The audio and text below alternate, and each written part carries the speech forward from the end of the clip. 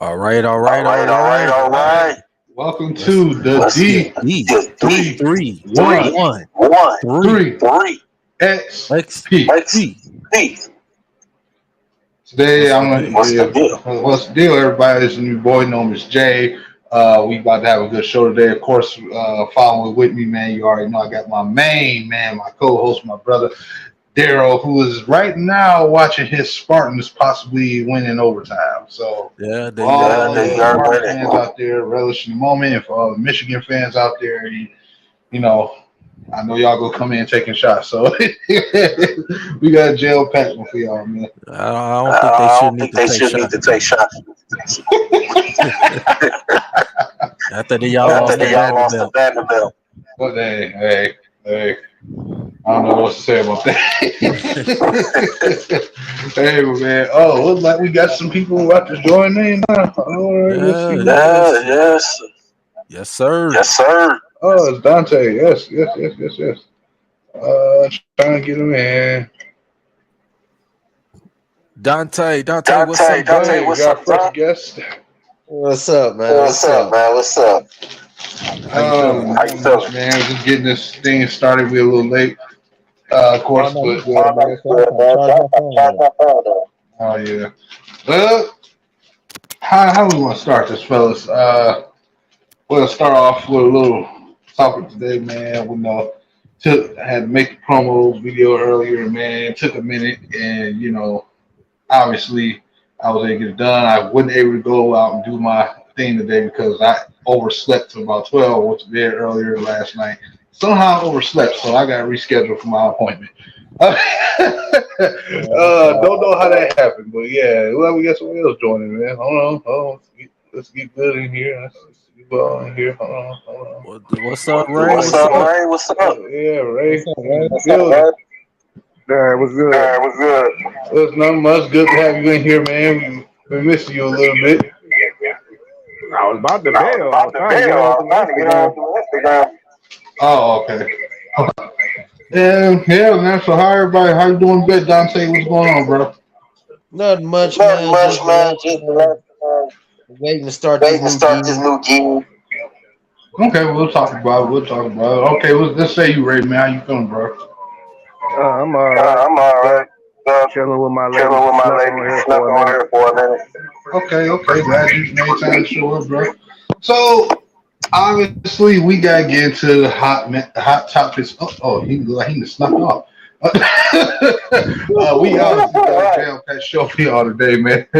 We got Owen 16 in the chat. What up, though? Owen 16. Thanks for following the Facebook page. Oh, and Owen, I don't know if you still got to say, bro. If you can, put the link to the Facebook page in the chat, man. I want everybody to follow that Facebook page and keep up to us, man. We constantly post it. Okay, here we go right now, probably. Yeah, we all a little discombobulated, y'all. Let's see. There we go. Yeah, sorry about Yeah, that. sorry about that. No, you good, bro. I was telling You good, everybody to man? follow the Facebook page, man. I have Owen share the link if you can. But yeah, man, the Lions been busy this week again. It's not something we can say too often around this time, this time of the year. We usually get one decent weekend and then we quiet. But on Yeah, Sunday, yeah, I've been right busy home. I've been going at busy it going this at it weekend this too. Going weekend at it too. with Will Going at it with Harris, Will bum ass Harris, bum cousin. ass cousin. Oh Lord. Oh my God. But this past Sunday, around 10:30, 11 o'clock. It's 11:30. I'm getting out of here. I get a text from Daryl here saying, "Yo, we just got freaking C.J. Gardner Johnson," and my head exploded. I was not expecting that one at all. I can't We believe got, Philly let him go. Let him go. yeah, you know what? While we on the break, you might as well go ahead first and give us your opinions and thoughts about the move. Shit. Shit. Like I said, Like I said, I'm shocked I'm Philly even shocked let him Philly go. even let him go. I just seen him I in the just Super seen him Bowl. in He the didn't Super look Bowl. He bad. didn't look bad. Oh shit, Oh excuse me. shit, shoot. Yeah, as far as the Yeah, moves, we've Paul been making Holmes no been making shit. no shit. I ain't got no I ain't got complaints no except for complaints re-signing except for Will Harris. re-signing Will I Harris. mean, issue I got other Issue than I that. got other than that. I think the move's I been think the smooth. move is smooth. Okay. Well, you know what? We didn't get a chance to ask you because you weren't here last week about how you talked about Sutton and personally and how did you feel knowing he called the Lions and tried to call us up, to get signed here and some of the couple of guys outside of Will Harris that we brought back because I went in on him last week and just in general, man, like how'd you feel? I know you said you felt good, but like some of those players that you want to highlight that you kind of feel like, oh yeah, I think this guy's good. Do you like Moses anymore? Do you like, is it Sutton that you really was riding with, or you Gardner? I like the fact that we got all only complaint I got is that we signed Will Harris. That's the only complaint I got. But I will miss Jamal. I say that, leadership is not easy to replace, but I think Montgomery's a better runner there. He should be just as good as all three. Okay. Hey, I felt that. Let's say you 13 or 15 touchdowns this year. I was just on Oh, okay. I felt that one then. All right. So let me ask you, Dante, Daryl will be back, I guess, for me getting this stuff right. But Dante, what's your opinion on CJ Gardner Johnson? Oh, I like the sign, man. I just seen his press conference too, man. He was basically saying this is way he wants to be. So that makes sense why he left Philly, but I mean, I guess he saw something in the line. Yeah. Well, obviously, I'm gonna bring y'all closer. For me, the signing was like this. Like I said, I was thrown off. I was worn out at work, tired as hell, and I looked at my phone. I was like, man, I can't even leave yet. And it was like, for me, my understanding is they were trying to get a deal done, but I guess he felt a little undervalued due to the fact of the matter that he was a big part of that secondary, though. And I know they got Slay and Bradbury there, but I think him getting in that defense too helped change the game because he was like one of the turnover machines. And I guess he felt that, and let's be honest, Gardner used to play with the other safety that went and signed with the Ravens a couple years last year. So in his mind, he felt like he should have probably been getting a contract more comparable to what he got. And I guess the Eagles like, nah, we think you're only worth about this.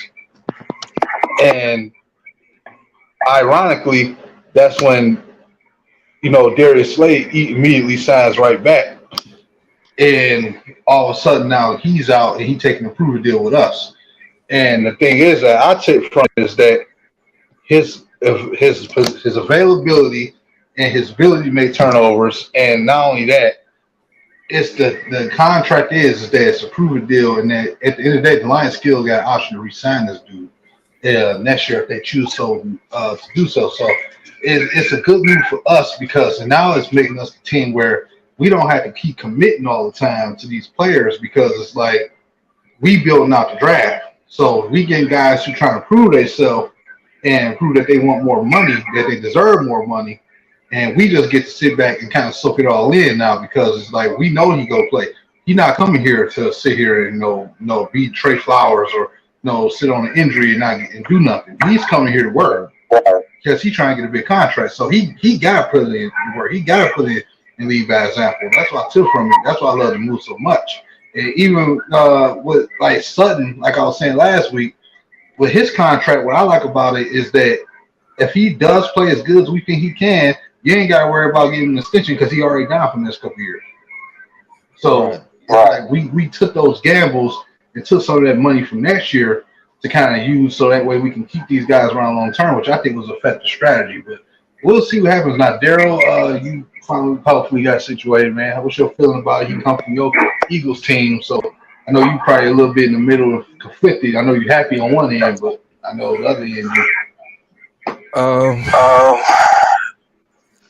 I'm gonna be honest with you. I'm not surprised. Mm-hmm. The simple fact that they already extended Bradbury and Darius Slay. Even though Darius Slay wasn't gonna be on the team.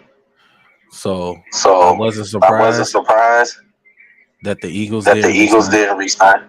But definitely I was surprised him coming to the him Lions. coming to the Lions.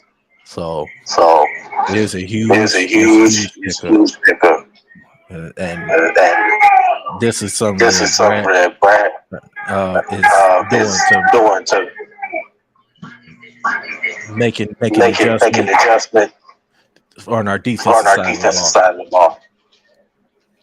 So So I'm really happy. I'm really happy. Okay. Anybody else any other feelings about it? I like the deal is we got both these guys on 1 year deal. So if they don't work, hell, we retool again. Oh shit, my guy. Brother dropped in. Oh, what up, Marcus Allen? That's my guy. That's my guy, brother, y'all. Oh, okay. Welcome to the show, What's homie. good, Marcus Allen, peace. Appreciate you for stopping. Running back. Yeah, I felt that. Yeah, I like it. Oh, what's Go up? ahead. Oh, go ahead. No, go ahead, bro. I like the move. I like the move, man. man. I like how Brad Holmes doing it. I think he's. If y'all can fight on this though, I think he's doing some smoke and mirrors. That's what I think he's doing. Like I think he's trying to say he doing he pulling up just to see what he can get in the draft. I mean, we. My bad, no. Oh no. I was gonna say I kind of agree with Dante on that. It is somewhat of a smoke and mirror because today we woke up with two more things happening. One I damn sure didn't see happening. That was Jalen Reeves-Maybin returning on a 1 year deal, so it's probably cheap.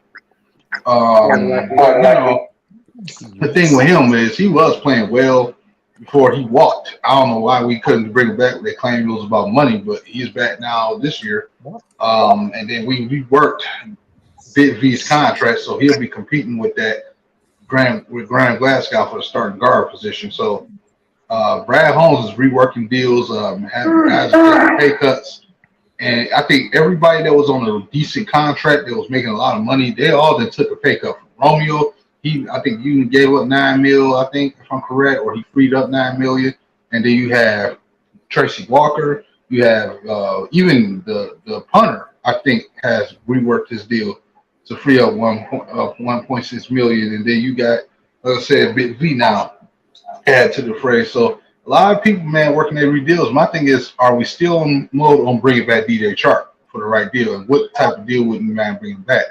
We'll start this one off with you, Ray. Shit, I thought he was already back.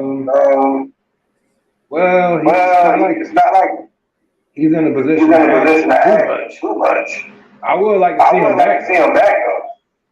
I don't know what the market is on him or whatnot. Hey Ray. Great quit. You might have to exit out and then come back. Here's some echo on your end. It's been echoing for a minute. Let me see what's up. Okay. Oh no, I think it's me. Yeah. Oh my bad. I think it's me that's echoing. Hold on, I'm step on. Y'all go ahead. You take over the show. D. Yeah. So far. I'm sorry, I'm kind of a little distracted. Trying to keep an eye on this Michigan State game right now, so I'm kind of a little distracted. A little bit trying to keep an eye and see what's going on. So, oh no, that's cool, man. Yeah, so definitely, just see what's going on. In Michigan State, they losing by 3, and in overtime they got the ball. So, they'll come back, man. I see. The thing about me, I trust Tom Izzo, man. Tom Izzo is not gonna let them cats just go down like that. He gonna be yelling at some cats or something, bro. He gonna get them in the gear, bro. What up, though, C. Perry? Welcome to the show, man. What's up, C. Perry? What's good? Salute. I was trying to say salute to my guy, brother Mr. Marcus Allen. That's my guy, brother, man. Very close. I met him through my brother who passed away, who unfortunately passed away last year. So we've been friends ever since then. Man. Yeah, man. It was he passed on my birthday too. So Yeah, sorry to hear about that, man. Really sucked. I was like, yeah. So I'm glad he came in. He normally don't stop through like that. So I'm glad he stopped through. Oh yeah, for sure, man. Yeah, so um yeah, so I'm looking, it's 12 and a half seconds left, 96-93. Um Michigan State got the ball, they got it tied it, to send it to overtime. Yeah, they got to. Dang man, I just hope they all go out because, like I said, man, even though I'm a U of M head, I still pull for state if I'm not if Oh I'm my not. goodness. Oh my goodness. What they lost? Yeah, they lost. Damn. What? We didn't do that. They lost, didn't they? 98-93. They turned the ball over. Oh shit. That's I'm sorry, bro. That's got to be a hard pill to swallow. Trust me. Kansas State going to the Elite Eight. Oh, they was going against Kansas State? Yeah. Oh shit, man. Damn. Shit, man. Yeah, that sucks, man. I'm sorry. Michigan State had a good run. They had a good run. I'm surprised. Look, I'm surprised Izzo's still coaching, bro. Man, he's Izzo, man. Was coaching when I was like a child, bro. When I was like 8 or 9, bro. Then I'm 30. I'm 39, bro. You were 39? I'm 39 now. Oh, he was coaching ever since I was like 9 years old. Yeah. All right, real quick, how I sound now? You sound better. You sound better now. Okay, good. Thanks, Owen. Sorry about that, everybody in the chat. I know we had some technical difficulties. That's what happens over here in Michigan. We sound surrounded by all this constant weather change and everything messes with your Wi-Fi. But yeah, you stupid. But yeah, I heard the bad news. Yeah, I heard it. Yeah, I heard it. I just think you fake. And welcome to the show, C. Perry. Hope everything's good though. What up, though, man? And yeah, that sucks, man. So want to give you no. What's up? That guy that came in, Mr. Marcus. Mm-hmm. That's my guy. That's my guy, brother. Yeah, I heard you. Yeah, I heard the whole thing. But so Daryl, how you feeling, man? Like about the whole season for MSU? I know it just happened right there, but like, let's give your breakdown on how you feel about the season, man.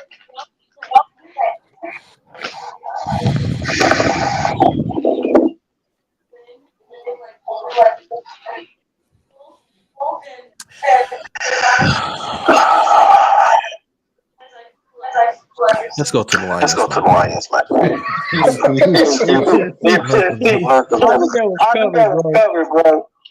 I can see his face, bro. Yeah. All right, we gonna keep it with the Lions, everybody. We all just about Hold on. Look who we got. Uh-oh.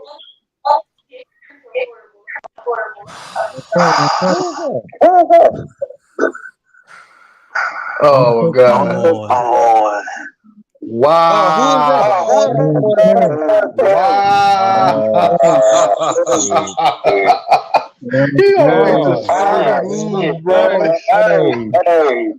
Hey, man. Yo, really? Not? Let's go. Welcome to the show, bro. Finally, he come on the show. Owen would finally come on the damn show when my team just lost. Hey, my bad. Yeah, these Marcus out here. That's kind of tough. I know. What up, Owen? What's good, bro? Somebody else trying to come in. What's good, Owen? Finally, glad to have you on the show. Thank you. I'm trying to run it. I've been working for real. I got a job. We believe you. We believe. We believe you, Tommy. No, I'm ending this podcast. What happened? He goes, Tommy. Well, let me ask y'all a question, man. Since Owen just got in here, what is your opinion on Mr. Brad Holmes right now as a GM, man? Which so far, it's been about 2-3 seasons, going on his third season. What's your opinion on him? The GOAT. The GOAT? You know what I'm saying? Best GM we ever had. Since 1938. I have to salute that. Oh, what up, cuz? What up, bro? Yeah, man. Hey, salute to you too. So just break down what moves did you like the best though, Owen? Like what was the moves he made this year that you like? Okay. Shoot, the secondary. I was looking at the was getting carved up. And then Jamal played himself.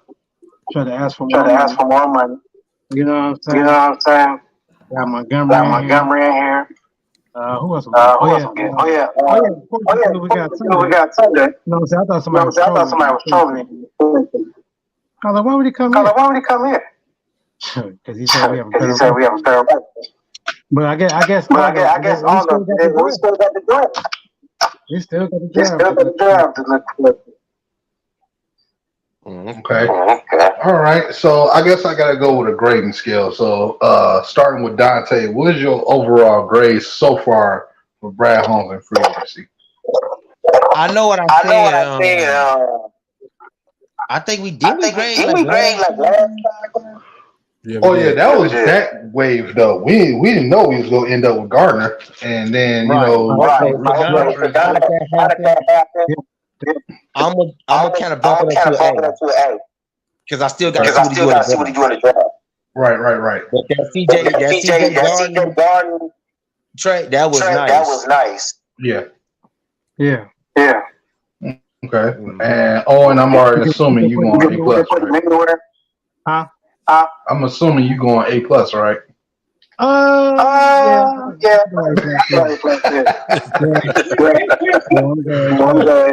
know what I'm saying? Now when you got worried about they probably still do it. Yeah. You know what I'm saying? Probably still do it. Not at 6. Yeah. I think 6 is a little overboard right now. Especially now. We got like 4 people in the secondary. Yeah. And you still got Okuda and Jerry Jacobs on top of that. Hey, did y'all not to cut nobody the Lions again? Yeah, I know. We already talked about it. I asked Ray how y'all feel about Reeves maybe coming back and the restructuring of V's contract. Hell, I ain't been a bad Yeah. Okay, Daryl. So, what's your grade now after all this extra moves we made from restructuring and, of course, adding in CJ and then, obviously, Reeves maybe and the boys come back. Like now, after getting 2 good weeks in free agency, how you feeling about it? I said A. A. I said A. Right. I did what would be Leicester. Yeah, we all kind of was around B. Yeah, I was a B minus. Yeah, that CJ was a Yeah, definitely. Like I said too, man, the best part about it, like, it's going to be because these guys ain't coming here just to sit here and get a check. They trying to get back. Like Manuel Mosley was balling before that injury. Then when you get a player to call us, you got to sign him. So because I heard the story before. If he didn't get hurt, his value was 60 million a year. If he didn't get hurt. Yeah, it probably would have been like that. Because he was at least like, if he wasn't their number 1, he was at least their number 2. Right. So, and you okay for a number 2 corner, it's decent money in today's NFL. So, Emmanuel Mosley would have been that dude. So that's why I say it's like the DJ Chark thing. Like, Chark healthy is a monster. Like, he can catch passes downfield, man. Like, and he can jump with it. Like, you gotta have the arm talent and accuracy, Jared Goff, Right. to consistently get him the ball. And it was the same type of rule. That's why I looked at Mosley. And with Sutton is what's the status on DJ Chark anyway?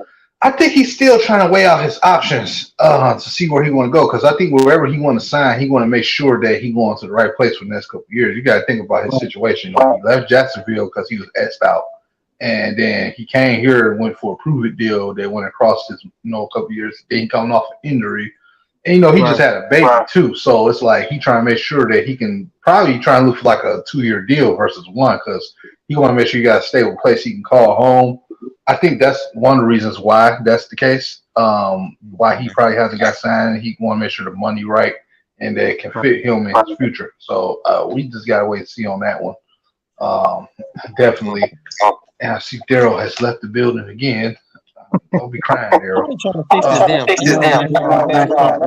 I see his face. I've been Shit. when Michigan against Louisville, I was like, man, I felt like crying. Boy. So I want to transition now. It's still on Lions, but I want to start talking a little bit of draft because we already touched on it a little bit. And no, I'm not going to saturate everybody with Jalen Carter because I'm not going to cuss nobody out in the chat. I'm going to stand, bro. Right. Because Owen keep on that shit, bro. What? I seen you comments before we that bitch. They gonna get fat ass. Right, get his ass on Wait, y'all. We got a question. Mr. Marcus Allen says, but fellas, with all the new trades, do you think we the new look Lions got the North this year? It's still please. Okay. Who got better? I'm not trying to say no. But not the country. How close was we to getting this year? We went. I mean, if you sweep Minnesota, that would have been 10 wins. If you beat the Eagles game one, that would have been 11. And then if you had beat Seattle or somebody or one of the listen, I ain't talking about the Eagles. I'm talking about how close was we to sweeping the North. Oh, we was one game off this year. Right. Oh, we lost that Minnesota game. Right. Yeah. So, who about you, Daryl? Somebody's still echoing back there. Let me come out and come back. It might be me. Where's his meter? I'll be mad. I'm gonna have a session where y'all two go ahead and collide too. But no, Daryl, what you think, Daryl? About what Marcus? Go with the question. Go with the question. Yeah, because I had to. Us in the chat, Mr. Marcus Allen asks, "What do all these trades? Do you think we got a chance to take the North basically this year?" Oh, definitely. There's no brainer. Yeah. You think about what Minnesota they doing? They're not doing much. Chicago's rebuilding. Green Bay, they gonna be rebuilding. So I don't see why not that we should take the North. I feel you. I feel you. And theoretically, we should. But let me play devil's advocate for a second. What the thing about the Packers is, their team is actually pretty young. And I know people don't think Jordan Love is a threat, but y'all got to understand one thing. And I'm not saying they're going to take the North or they're going to be even number 2 or not. We don't know.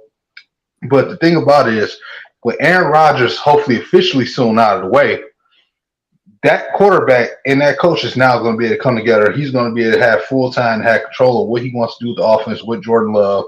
It ain't going to be like an influence from Aaron Rodgers doing his thing, So he might be able to get that team in collision. Like I said, those young receivers are going to probably play better under Jordan Love now because he's going to have that time with them. He's going to have that time in the offseason to get footwork in with him. Now, again, and that defense is going to get another year to play. And, again, doesn't mean they're going to take the North. But I think we go. I don't think the Packers are what you call done. You know, that's still a winning organization. So Yeah, but it's still not enough. They're done. They're done. It's still not It's enough. still not enough. yeah. You know what I'm saying? I understand what you're saying, no. But Who's who's Jordan Love gonna throw the ball to? But that's what I'm saying. That's what I'm saying. Though. Okay, now, let's not act like Washington ain't good. Now I'm just saying, we saying they ain't got no receivers because Aaron Rodgers is his fault. Like obviously, yeah, they don't got Devontae Adams or nothing like that there. And I know they just lost. What's his name? Alan. Oh yeah. But you know what I'm saying? Like they, like I said, building connections. Like we didn't say we had no receivers in 2021, but we knew Amon-Ra St. Brown could ball. It was Jared Goff. That was kind of the problem, right? So I'm just being fair about that one. But I feel you. Y'all right. I'm just playing devil's advocate. Do y'all think we getting the quarterback this door? I don't even know what to say about that one. We need to get one. I'm sorry. Look, I'm gonna get Jared one more time to prove me wrong. He is a second half quarterback.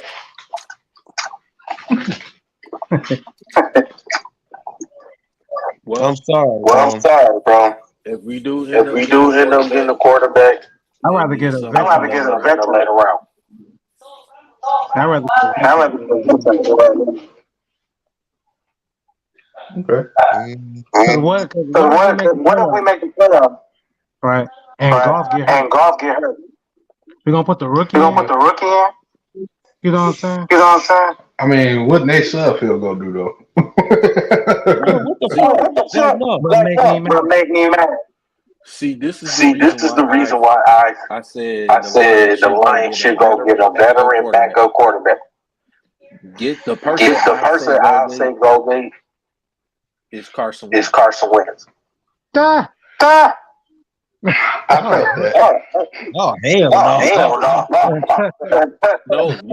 If you think about it,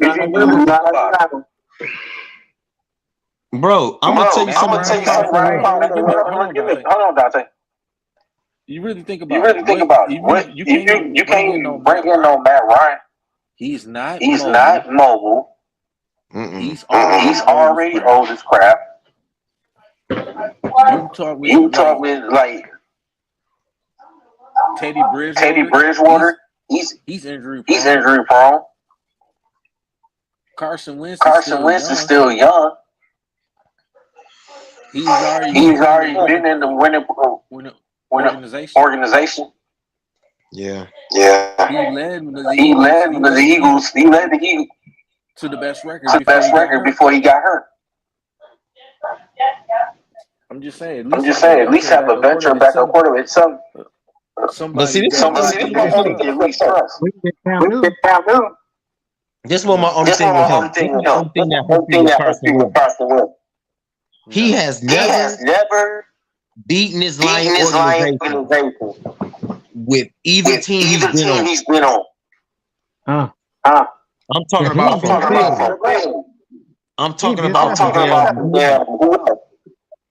who else? Washington. He's never beaten. To me, it's about the money. It depends on how much money he talking about. If he talking about like $10 million, then we may have no choice but to pass on.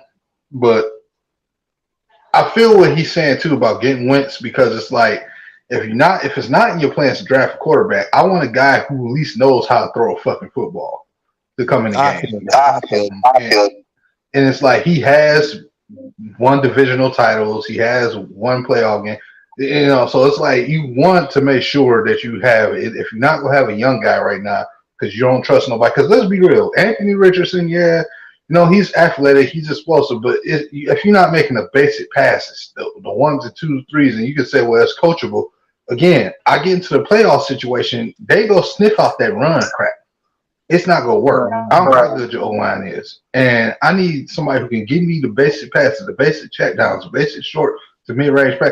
You can't be missing open guys throwing near them and you overthrow them. You already got that problem with golf. I don't got time for two quarterbacks. So, but if we do take a veteran, Carson Wentz would be a scary, a sneaky good, you know what I'm saying, backup quarterback for us. You know, it'd be weird knowing the number 1 and 2 pick in the same draft was be on our quarterback list. That'd be weird, but yeah, it could be helpful. I can see where Daryl is coming from on that one. I wouldn't mind taking Huh? He talking about you think you can take a chance on Lamar Jackson. Fuck no. He gonna ask some money. They asking for two. Yeah, you know what? Here's the thing. I'm glad he brought that up. I don't mean to cut nobody off. I'm glad he brought that up. He thinking the way I was thinking. See, I'm getting sick and tired of Lamar Jackson disrespect. First and foremost, no, I'm not going to trade for him right now because you have to give up 2 first-round picks. I don't think they're going to take Jared Goff's contract in return either. And 2, you got to pay this dude $50 million a year, and we're not in that trajectory right now to do that. However, I have had it with this. Jared Goff is better than Lamar Jackson. Lamar sucks this. Lamar ain't that good. He's not a better quarterback.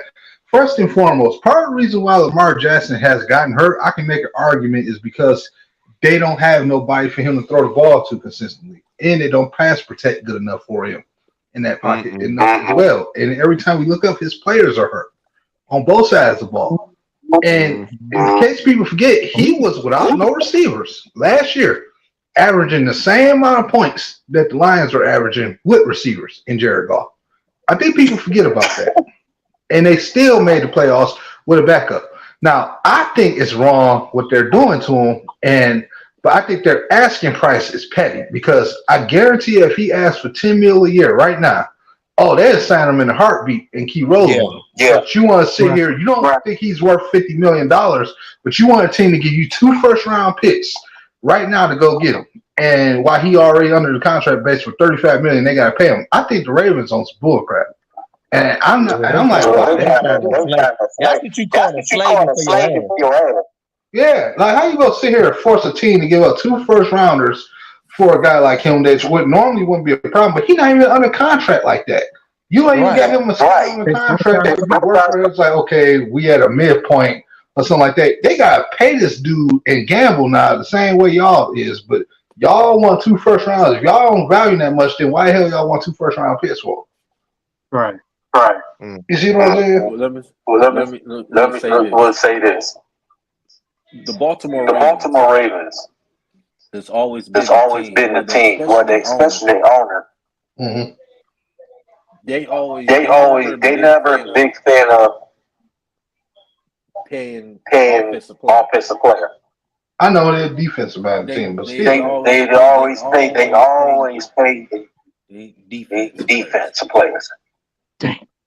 Since from Ray Lewis, Reed, Suggs, on down. Yeah.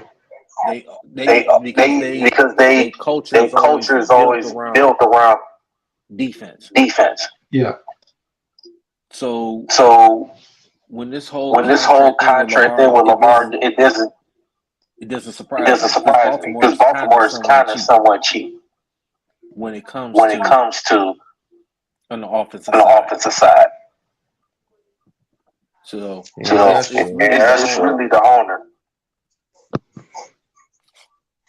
That's true. I think it's crazy. You got people saying the real issue was that he got his mama as his agent. No, I just think that ownership, I think they're being greedy. And they got their hand in the cookie jar. I don't understand. But you see when they roll the dice like that, it's gonna backfire. Right, and it's like if y'all better off just letting him walk. If y'all don't pay him what he wants, why try to hold him hostage and force him to play for you and waste his time? And then he get trade up, and try to grab a quarterback. And see, they don't. But see, here's the thing: they claim it's because we in win now mode. We don't want to have to go through that.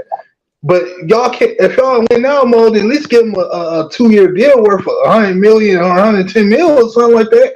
Give them something. Don't just sit here and hold them hostage for $35 million on a non-exclusive rights franchise tag, though. That's what I'm saying. And it doesn't make sense. And then, like, you got these people, these Lions fans, these stat nerds, these. Hey, Jared Goff is the very quarterback. I'm like, shut the hell up. No, he's not.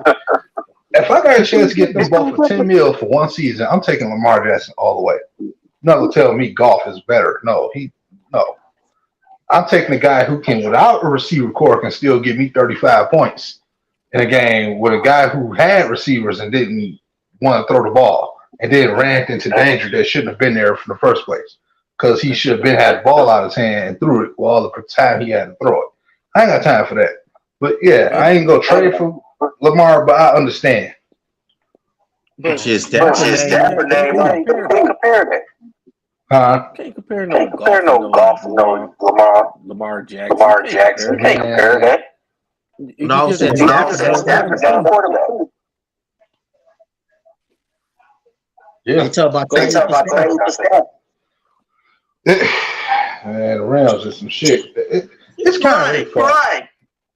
It's kind of their fault to, like, why would you pay all that fucking money for that long of a deal when you knew you didn't have no assets like that? How the fuck would y'all be doing? I don't know what else to say. Them motherfuckers tripping, bro. They bought the best Friday. They put that number 45, bro. They toe, bro. All right, you know what? I thought about this tape last night as I was going to bed. I was afraid to talk about this, but it's got to be said. Now, I want y'all to dial in on me with this. I ain't trying to take over the show, but take all the time. But here's the thing. You know what I think ruined the NFL to where now you can't virtually pay a quarterback anymore? Like, you know what I think the problem is? Two things.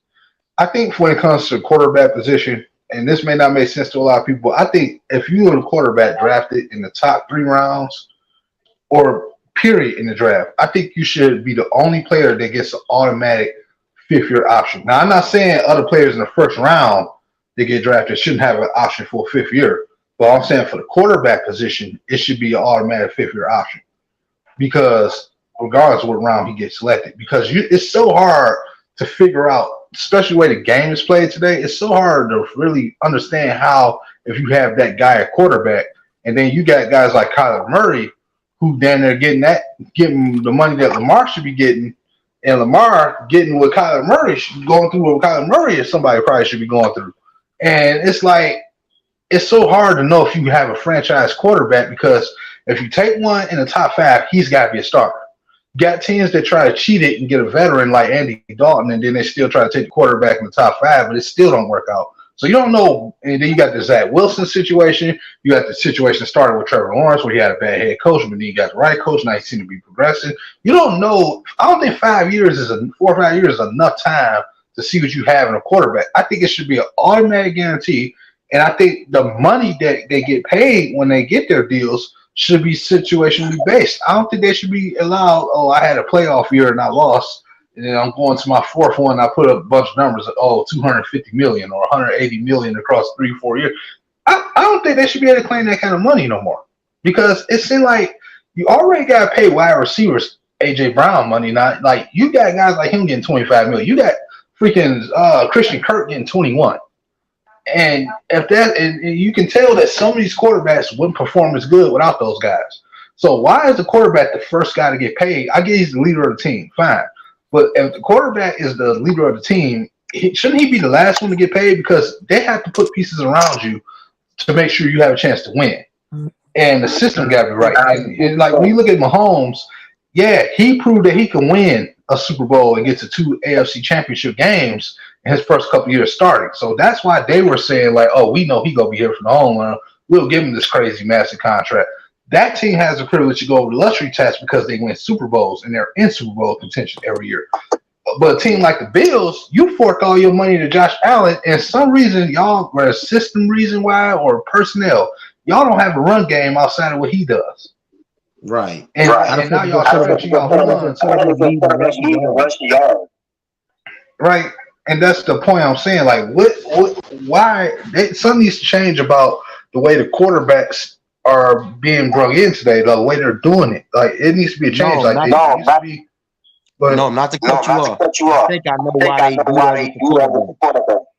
You got to think. You gotta think. You got to think it's the quarterback agents in their ear saying, "Dog, you can be." And I'm pretty sure. And I'm pretty sure Patrick Mahomes had the same shit when he did his rookie contract.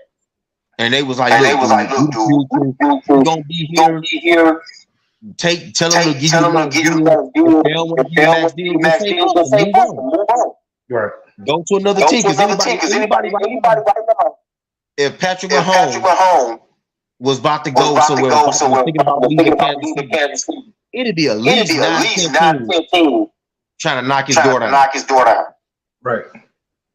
To give him that break. So I think that's why they do that with the quarterback. But here's the thing, though, where I disagree with that. Mahomes' situation was different. Right. They came up to him off the rip, like, no, we gonna pay you this because he was that freaking good. He didn't have to. His agent didn't have to get over involved. The fact that they was going to make him a record-breaking contract, they had some team-friendly deals in it. They were like, "Shit, take it." That's why he did the stuff he did when he got paid. Like, but what y'all take on what I said? Huh? I said, what was it like? 200 million? Like, I think 200 something guaranteed, but the base contract was 530 million or something like that. Yeah. And yeah, but like, what's y'all take on? I know Dante, you sort of had a response, but like, how y'all feel about what I said? Like, do y'all feel like that should change for quarterbacks? Like, I agree with you 100%. Because you got to and then you got to put pieces around him to make shit happen. You have to tell him, look, if I can do that, for me to do that, I have to give you back on your money a little bit. Right. To put the pieces around you. Because in the end, if you go be guaranteed. Right. Let's say you, Daryl, because your quarterback getting his final year, not his rookie deal. And I know you probably like, let's say he lose AJ Brown this year and he don't play it that well, then people gonna be trying to say, oh, he's not worth 200, this and that, and then people gonna try to debate about it, like, well, he did in the Super Bowl, but he fumbled it. So what's your opinion about that whole scenario that I just came up with? I mean, I definitely agree with you.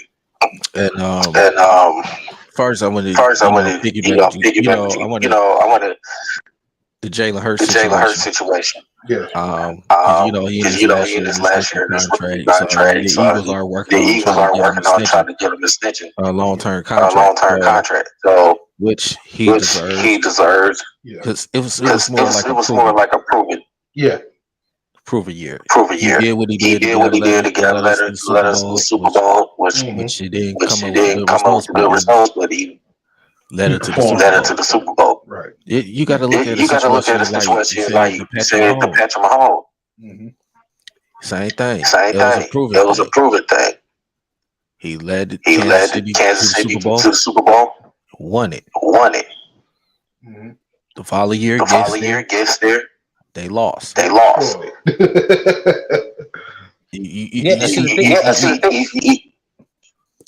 And then like another person that to me shouldn't get a full guaranteed contract at the time back then a few years ago. Yeah, Kirk Cousins.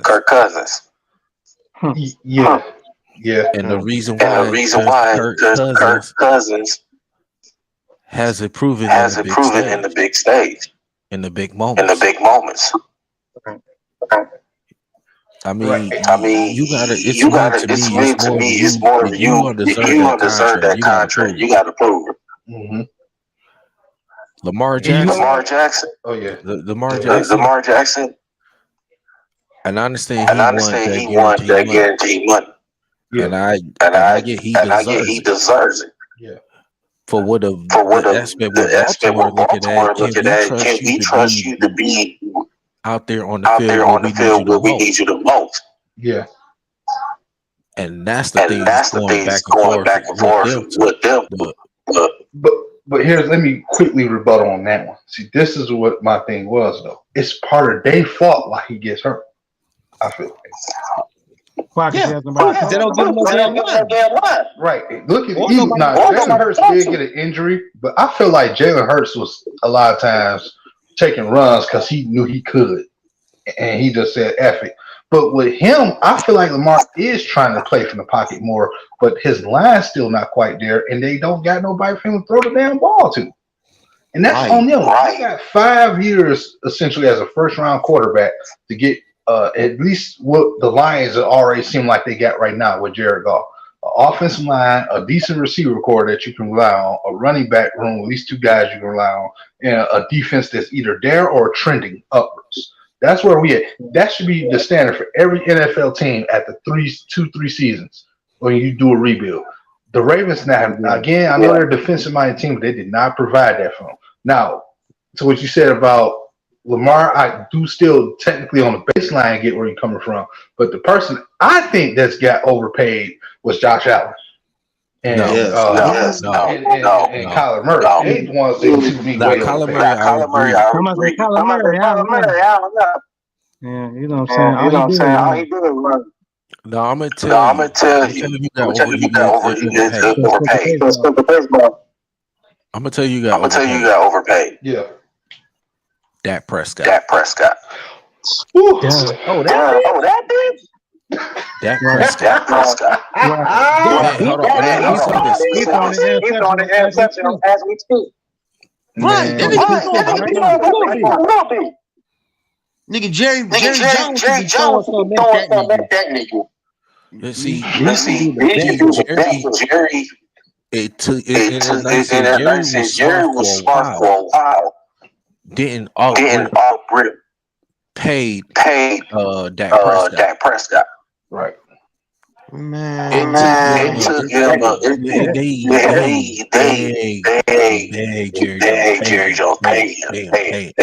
Jerry Jones finally gave up. They paid him. Yep. And turn around. It's Dak Prescott. Came. No,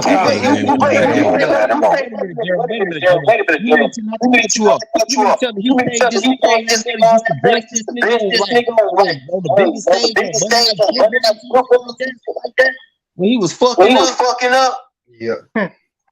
He literally benched that dog. Like you out here effing up, dog. And that's even more reason why I was looking at the Rams. Like, are y'all retarded? They literally paid Goff coming off a bad year. Like, right. Coming off the way he played that season. Like, people didn't pay attention to that 2018 Super Bowl season with him. Like, they just look at the numbers and stats and the fact that he got to the Super Bowl. But y'all didn't look that he struggled to beat a Matt Patricia-led team. Exactly. And I'm like, they shouldn't have even needed Todd Gurley for that game. He had open receivers left and right, and he just completely missed it. And bro, I'm gonna drop this in there. You see, before Jared Goff stepped around the season, that nigga never got benched. Never. You know something? I hate to say it, but it was the same thing with Stafford. You know what I'm saying? I love Stafford when he was here, but he was a weird situational quarterback too because he was part of that old school class of, hey, the quarterbacks get a hell of a lot of money on their first on a rookie deal type era, and then they changed after that. So he was kind of a weird situation, but I wouldn't pay him a shit ton of money either because, you know, with the Lions, it's usually a fault why people don't be successful here. But it's like at the same time, I can't force all my cash to you and then try to pay Calvin Johnson, knowing Such technically sort of deserved the money too. And our cap was held up by 3 people, and one of them was on a rookie deal. Like, that's how bad it was back then. You know what I'm saying? Like, and the situation, that's what I'm saying. Like, I think this narrative that I'm coming up with needs to be enforced. Like, quarterbacks should get an automatic 5th-year option on their rookie deal. Like, no matter what round they drafted in, because it's so hard to find a quarterback. Like, people think you just draft one and plug one in, and then got a new quarterback. You could end up like freaking like we just said, Dak Prescott. You know what I'm saying? He was a rookie 4th round pick that had a rookie in the 1st round that flopped after literally 3-4 years. Like he literally had a rookie year and rookie career, and that was it. And you paid him.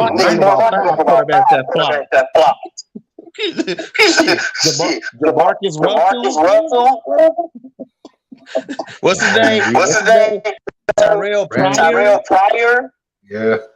Oh, fuck. Johnny Manziel. Oh yeah.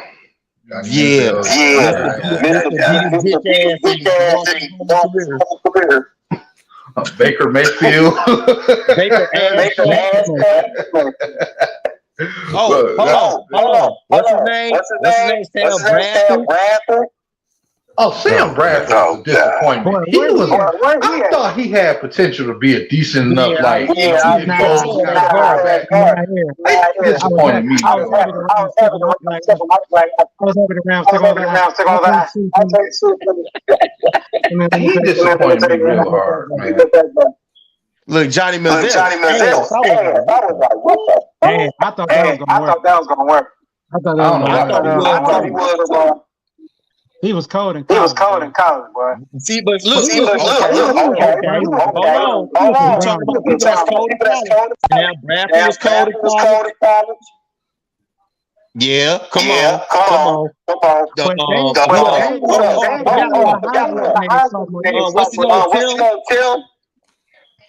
What's his name? Tim played for Florida. Did catch it. You knew Tebow was kind of subtle. Hold on.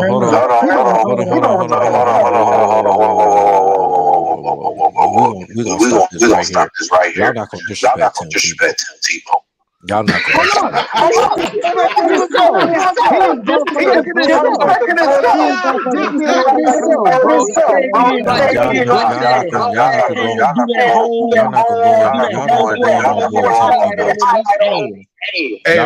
Y'all not gonna go on Tim Tebow. That man won a playoff game with a team that went 1-4. When he came a starter, they led him to a division win and won a playoff game. Come on, man. Hold on, girl. Let me ask you an honest question. What the fuck are you doing in that field? He won a playoff game. He won a playoff game. Against the Steelers. It was against Pittsburgh. Against my man. Defenses in the league that year. And Tim Tebow beat him. He threw for 316 yards. You know he was in trouble when he took that game. You know he was in trouble. Man. This man was so different back there. He get the prank. Man. So I guess we all in somewhat of agreement with my take, man. So like as far as the Lions are right now, man, what are your first? What do y'all want with pick 6 and pick 18? I'm gonna start around the chat. Owen, let's go with you. What do you want to pick 6 and pick 18? Of course, Jalen Carter. Mm-hmm. And 18. I guess it depends on if we get charged. If we don't get charged, wide receiver right there. Oh no. Or you know what I'm saying? Corner or linebacker. Or even trade back. Get some more points. With next year. You know what I'm saying? See, they put their stuff on the good situation because they can do anything. Because remember when we thought that they were going to take Gonzalez at 6? I wish they would. Take them up. You know what I'm saying? They're going to be right there. You know what I'm saying? You know, we definitely have to work on that. You know what I'm saying? Secondary. We gotta work on that line. You know what I'm saying? Hopefully, Rico come back. hopefully Pascal took another step. But we still need But some we still need some help in there too. Yeah. You know what I'm saying? You know what I'm saying? Romeo back. Yeah, we good. Yeah, we good. We straight. You know what I'm saying? You know what I'm saying? But we gotta get But Jalen. we gotta get Jalen. I'm gonna put him on the workout plan. You know what I'm saying? He's gonna work out with me. Because I've been working on it. Yeah. All right, so Okay. what you want with six? I have seen Jaden Carter's motor. Yeah. He's talented. Mm-hmm. And even I'm gonna go start on this. That combine he did. He was just going through some shit. Like anybody else is going through some personal shit. Yeah. I saw the grass on the I mean, I ain't mean to cut you off, but you know what I'm saying? Yeah, I see what you're saying. But I still think I'm gonna ask y'all this question. Do y'all think we should get another corner? Not in the first round. Not the 18th leader. It's optional. It depends. Because I was thinking of between linebacker and corner at 18. Yeah. And I was thinking if we got a corner at 18, Yeah. Now, Daryl, what about you? Defense. Get a linebacker. Get a safety. We not gonna get into. We need to get an offensive player. First round. No. You said it.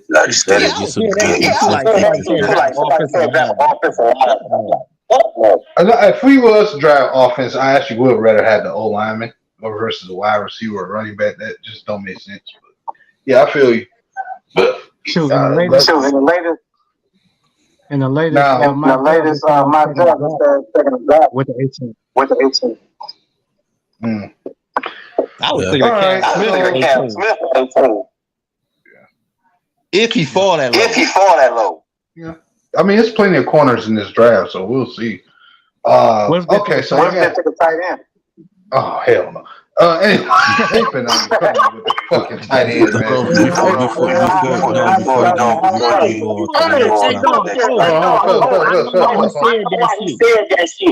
I know what Dante, wait. What'd you say there? Before we move on to the next topic. Now, Dante, I'll have to ask your question about the tight end. We probably gonna get a tight end.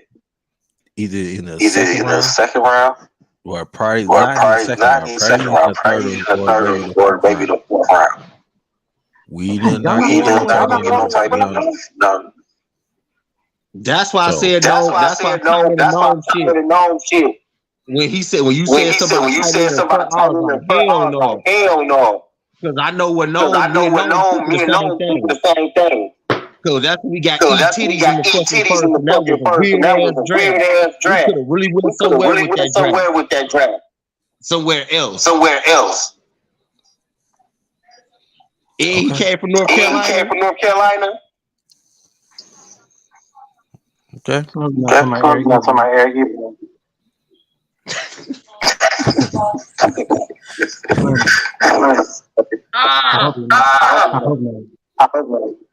I hope you're not talking about that guy. You know who went after that pick right there? Arguably the best. Oh, you know what I'm talking about, that guy in LA, right? And yeah, because he was too short. Yeah, that's right. I remember that.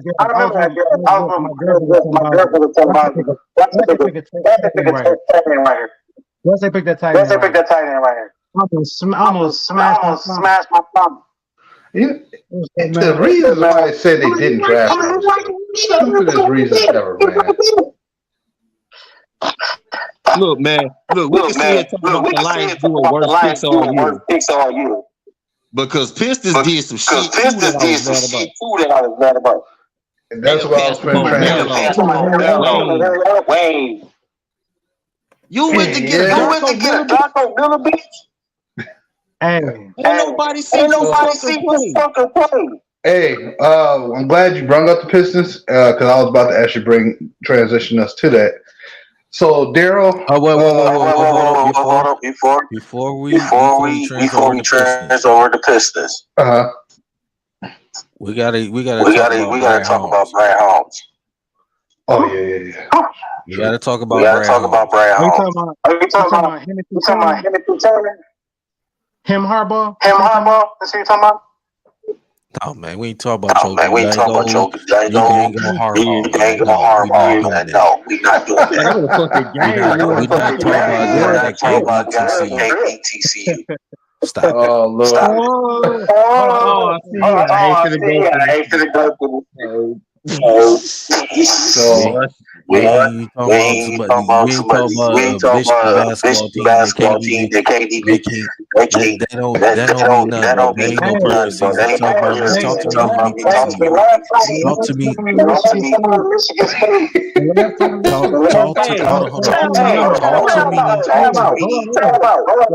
Hey, y'all gotta cut this shit out. I'm coming from the clubhouse. Right.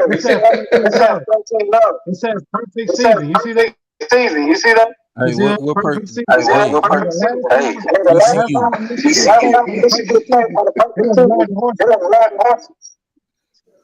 Oh my God. See you. Order in the court, then. Now, what do we want to talk about? Hey, you miss your basketball team. They lost to Vanderbilt. Matter of fact, did they make the tournament? Oh, okay. All right.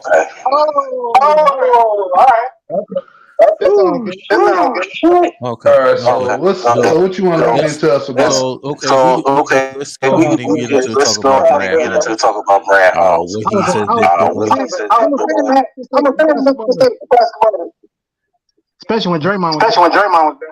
I'm happy you was a fan when Draymond was there. Let's get into talk about Brad Holmes.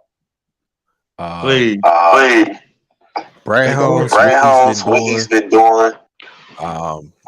So far with this whole free agency and what he's doing in the draft. What y'all think?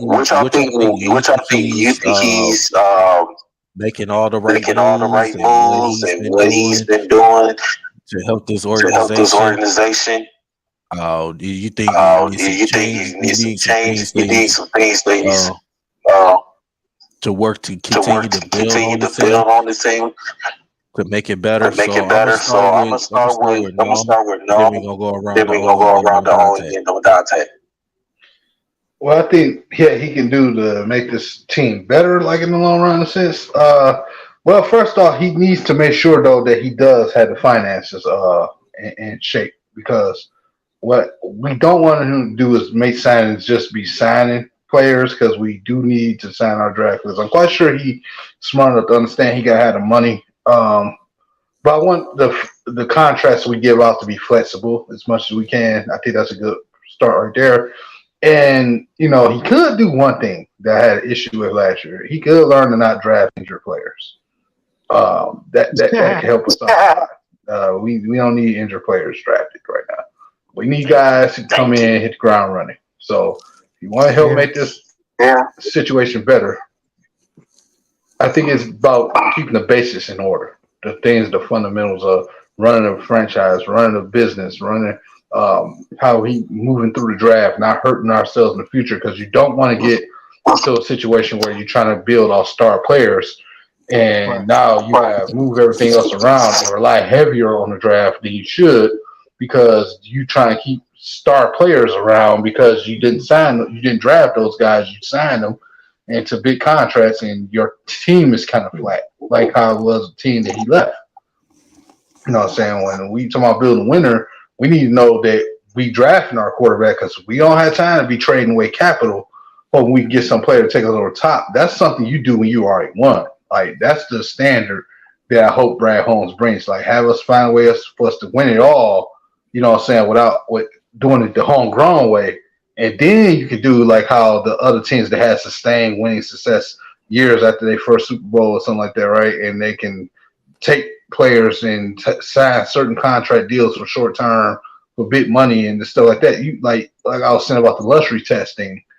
As a GM, you don't want to go over that luxury test until you already touched that Super Bowl multiple times. Because at that point, you loading up, but you still ain't getting the job done. Because that means you're the Bills. That means you're the possible Bengals. That means you're this. You know what I'm saying? So, like, they just got rid of, like, for example, the Chiefs just got rid of Orlando Brown. They let him walk, and they signed Jawan Taylor to a $80 million contract across 4 years. So, $20 million a year for offensive tackle. That's the type of moves that they make, but they know they can win with those guys. So, it's about getting everything started from the ground up, keep staying the course. I need him to just be organized with the team. Like, take the time. Don't be afraid to take the talent in the draft either, like we're saying, you know, with a certain position or a certain player. That's another thing, you know what I'm saying? They need to make sure they practice what they preach. That some of this stuff starts at the top. They got to be communicated. You know, they got to have trust for each other, too. That's what's going to keep things in order. But you go ahead, Owen. Sure, you took all the good point. No, I'm quite sure if you think hard enough, you can come up with something. I mean, the piggyback on what you said, man. Don't grab injured players. You know what I'm saying? I know everybody.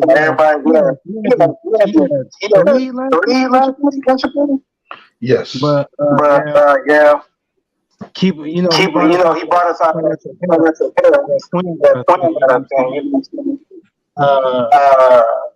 you said, don't take the big you know what I'm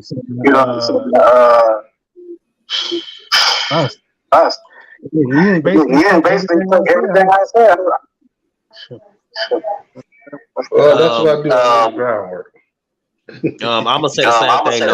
That's the perfect example. Don't get an injured player during the draft. Because like you said, man, you gotta hit the ground and run. Because I ain't never heard no NFL TV, you know, shit like that. The combine is it. That's the first you're gonna get. Definitely, I like the thing I do like about Brad Holmes. He's addressing the problem. He's addressing the most needed area. Because I mean, you can get a wide receiver in a free agency, or you can get a tight end or a running back in a free agency. We just did. So you can get them from there. But I believe I like how he's doing the whole watching this hand. Okay, we need to target this. We need to target defense. Only problem with Brad Holmes is the Will Harrison sign. The Will Harrison. That's the only problem. That's you it. like the Anzalone? Huh? I say you like the Anzalone? Anzalone didn't play bad last year. But then, as he got to the defense, he was good. He was good towards the end. Man, he was good towards the end. He made a couple of big plays. So with him, you just got to add more talent around him so he can put it in the right places. He's not. Will Harris got a lot. I said Will Harris is better at a corner than he was on the safety. Anyway, okay, Daryl. So you can go ahead and ask any other things you want to put on that. To piggyback, all y'all got valid points. All y'all got valid points. Brad Holmes. This is a beginning of this whole winning process. This is what he is doing. So he's taking it step by step what he's doing. It is looking good so far. We just looking to keep it up. keep it up and just keep it up and just as long as he make the smart decisions, what's best interest for the team. Then you gotta give a shout out to the owner Sheila Ford for trusting in the believing and keeping the right direction. So y'all give a shout out to her, for giving Brad Holmes the opportunity to turn this thing around. So like I said, I'm excited. I like what the moves he's made so far, what he's doing to address it, and let's continue to. So that's pretty much they say taking it step by step. Mm-hmm. So we're not going to go into the Will Harris thing. Like I said on the last show before, he may not be on the tape. Yeah. So we got enough secondary to kick him off. That to the point that we could trade him, release him, or he be on a practice spot. Yep. Cool with Harris. Yeah. I think he gonna get cut. At him. Yeah. I think he gonna get cut. But I think they gonna keep that basket. They gonna put him on a practice squad. And he gonna get noodle every week. Like Davis. Like they did the Davis. All right, so Daryl. All right, fellas. So Daryl, what you want to lead us into now? So now, everybody's any final thoughts? The Holmes. Any final thoughts, Dante? Before we go on to the next topic. Yeah, man. I believe we can take the North next year. What about you? I believe it. Okay. I believe it. No. It ain't gonna be Minnesota. Tell you that. What about you, No? Any final thoughts?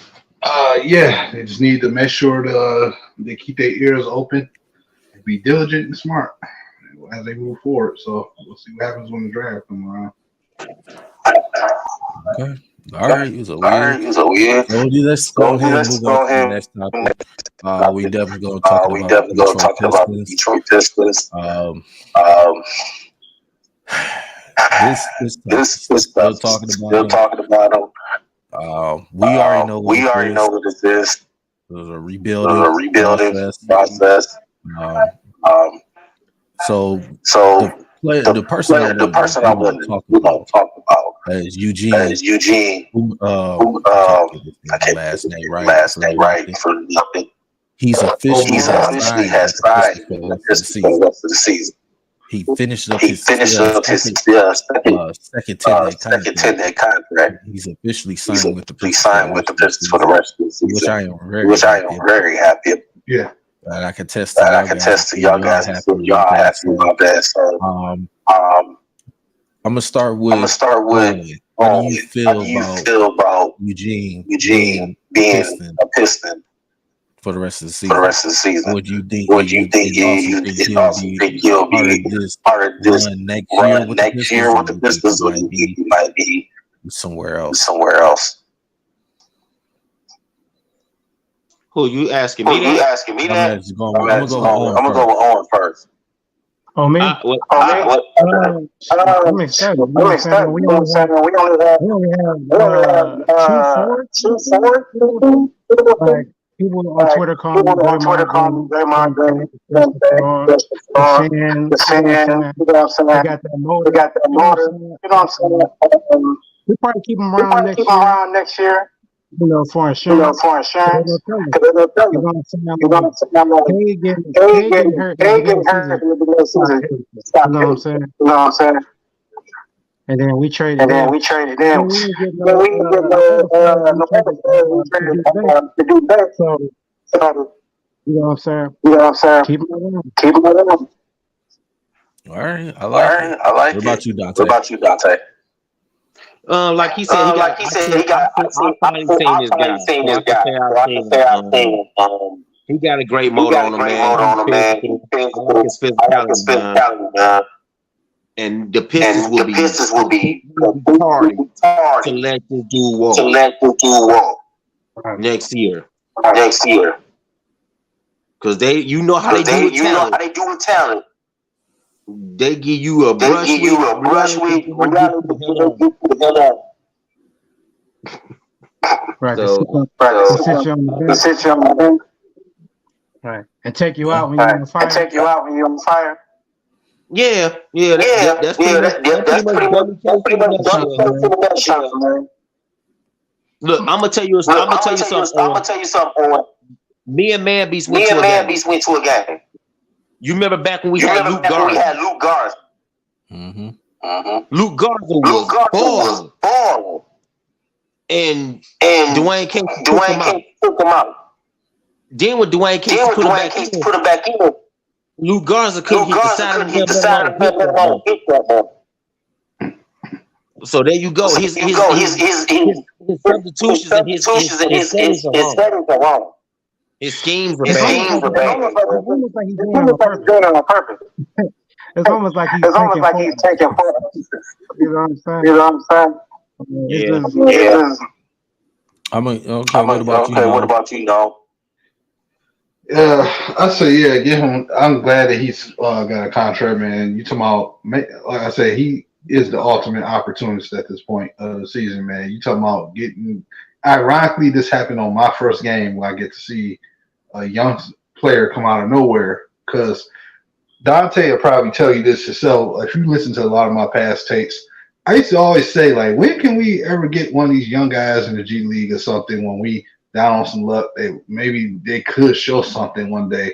You know what I'm saying? And so far, that has happened. And it's so surreal because it was at my first game. So and that we got to see this guy. And we all look weird when he got in the game, man. But I'm happy he worked his way. I like seeing young players get the fruits of their labors. You know, it's to the end of the season probably. But I would think he can still come back for training camp and everything else. I mean, you got to at this point. He's playing hard for you. He's playing good defense, Pistons style defense on top of that. And, you know, I looked at him and the way Killian was even giving him the ball, who's been balling, by the way, again, who seems to be working his way back out the funk that started a couple months ago when he went to his home. I don't want to say his hometown, but his basketball roots and didn't play well. It seems like for a second, I thought I was looking at Lonzo Ball and Zion Williamson for that short time they was together. And now I'm seeing the same thing with him and homeboy, man. So it's like you might want to keep him here and let him see if he can develop into something. And let him see his way up. And I think that's just what you do. You know, you have to go get veterans, but keep the guys that's playing for you now. You know what I'm saying? I don't think you take them next year and Braxton key them, but I think you keep them in a rotation at the very least. You know, don't see that. You don't do that for real. Yeah, they do, but this is where they got to start changing those things, man. And like I said, because we know we need veteran talent. But as far as him, I've been very impressed. I think he's going to continue to do it. I don't see him falling off track. Nothing like next year or something like that. I don't see him falling off track. I think he's going to continue to play well. I think he's going to win them over in the off season too. That's just my expectation for him. Guys like that who work hard, man, and no days off type mentality. That's what fits the city and what they're about. And like I said, me as a fan, I'm proud that there was some silver lining to the season, man. I'm saying somebody able to step up from the ashes and do something that our minds interested. So for that, I'm happy about it. All right, man. All right. So, speaking of the Pistons, they have won one game since the All-Star break. We all know it's a lot of games, but this is many opportunities to win the game. We know it came down to Dwayne Casey came down to players. Some of the players. the the learning experience they have to go through, the mistakes like he do with Ivy, the one he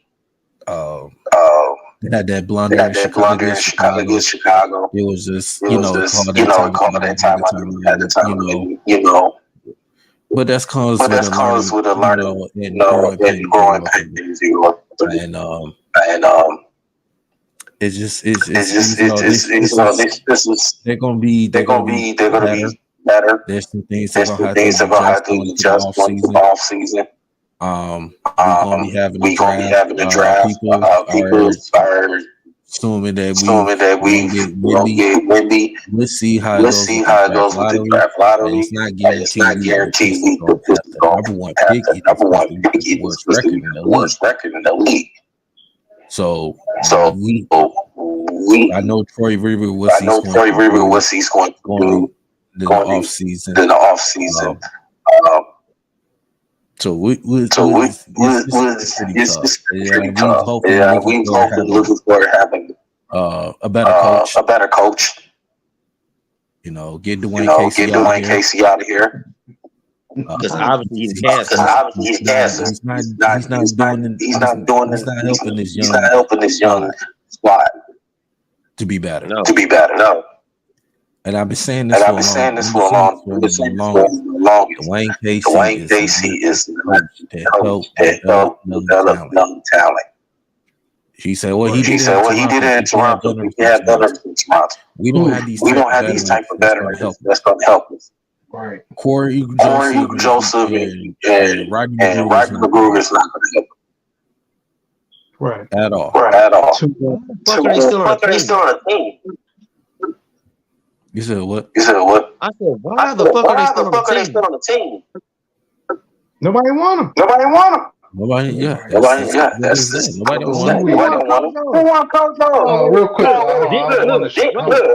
want to shout. Didn't Robert Bruder leave? Showing up. Salute to you, fam. Good to see you. Didn't Robert leave? No. I could have sworn he left and came up. No. Who? No, Rodney McGruder, he didn't just think for the last. But he did leave and come back. That's what I was going to say. Oh, you know what? You're right. Bubble trade. You're right. They should have failed physical. Yeah. All right. Something wrong with his foot. So the trade didn't ever went through. So technically, he didn't really leave. So yeah. But definitely talking about this played the Hawks Tuesday night. Got blown out. Played against Sadiq Bey. Hey, how many points did Sadiq Bey have? Sadiq Bey, I was about to get into that right now. Sadiq Bey had 14 points and 11 rebounds. He had a double-double coming off the bench. Wow.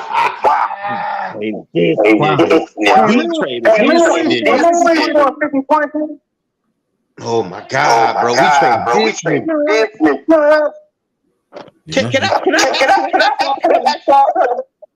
Can I ask all y'all something? Go ahead. How many Pistons players we traded?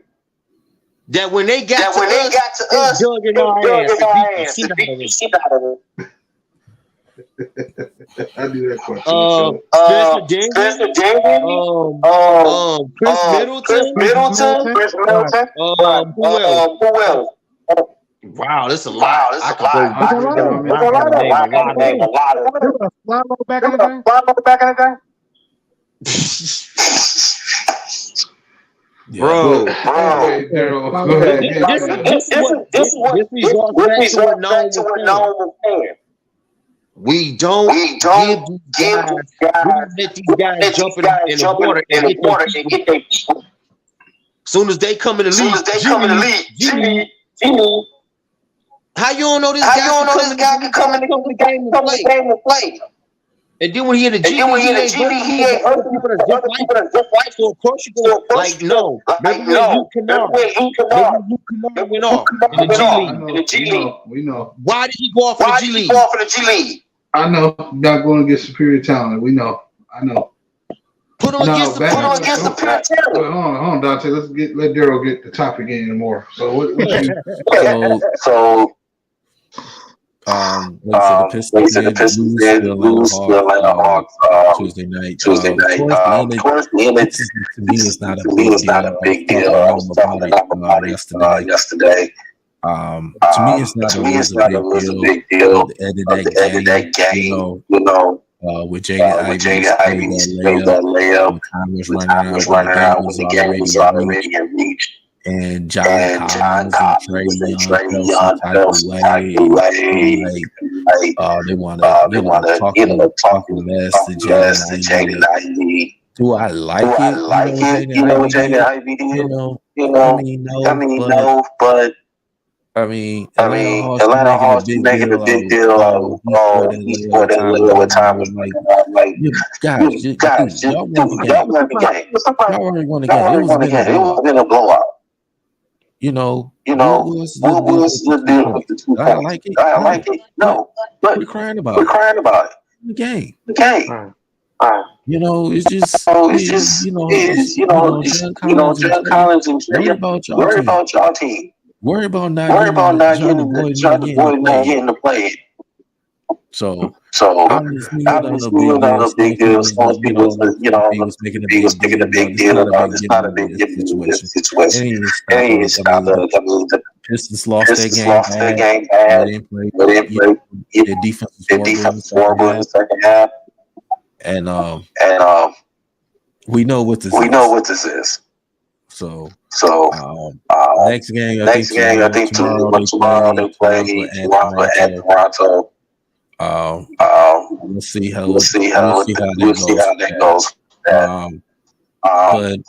But I want to start with Owen. On this question, I'm gonna come to you. What do you see or vision what Troy Rivers is going to do leading on to the next season? You said what? What now? What do you see or vision of Troy Rivers what he's going to do for this off season? So he definitely got to bring some veterans in. That right there would never happen. We had some. Like your vet is coach. You're trying to bring whoever. If it's not Miller in here. You know what I'm saying? That's why I'm glad. It's one of the best things that they went out because now I know how to play. So they have like a rotate. So they can get Kojo out of here. And Magruder, get him out of here. You know, Keith Wiseman here. If we can, you know what I'm saying? Like I don't think we far away because I think there's we can move at least not play. And then I'm telling you, we would probably never do. You know what I'm saying? I'm gonna ask you this before I shoot over the debate. If the Pistons say, let's say for instance they drafted Wemby. We get Wemby, right? Who's the odd man? Who do you think is the odd man? Big man. Who's gonna be the odd man out? Bagley gonna be the odd man. Okay. All right. I'm gonna go with that next one. What you think? If we get Wemby, who's the big man? It's gonna be odd man. What do you think? What Troy Rivers gonna do this offseason? I'm looking really at Stu. And the reason I say that is because he's athletic, but he's I'm not gonna use this as an excuse because Ben Wallace is very undersized too. But Ben was jumping out of gym, bro. And Ben had defense. And I ain't saying he don't play. I ain't saying he don't play defense. He's just undersized. A lot of hitters take advantage of him. You know what I'm saying? Like, I've seen it. And I'm like, damn. I'm like, bro, no disrespect. You can't be undersized like that. And not play at a high level. Ben Wallace is very undersized. But he battled with centers like Shaq. And who else? He battling big centers. You know what I'm saying? He's battling the guy. You gotta look at that. Like, Fair enough. I mean, that's a good take. I'm surprised you went with Isaiah Stewart. You beat the eye man out. But I mean, you get some things. I give you that. I'm surprised you really said Isaiah Stewart. You know, a lot of people would think that, but I understand some of the points you're coming from. It's